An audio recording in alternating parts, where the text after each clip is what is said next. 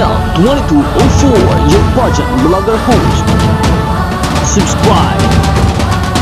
Magandang araw Pilipinas, ginulat na naman ni Alexi Brooks ng Iloilo City of Miss Universe Philippines 2024 ang sambayanan sa kanyang bagong pasabog look na bagong upload sa kanyang Facebook page. Talagang kakaiba at pinapatunayan ni Alexi na isa siya sa karapat-dapat na koronahan bilang Miss Universe Philippines ngayong taon at isa lang sa Miss Universe stage upang makuha at masungkit muli ang corona para sa Pilipinas.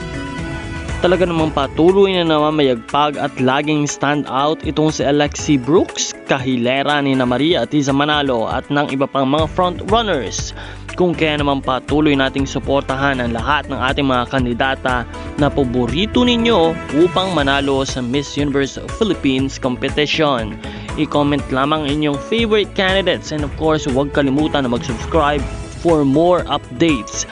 Patuloy na umantabay sa channel na ito para sa lahat ng mga kaganapan sa Miss Universe Philippines competition.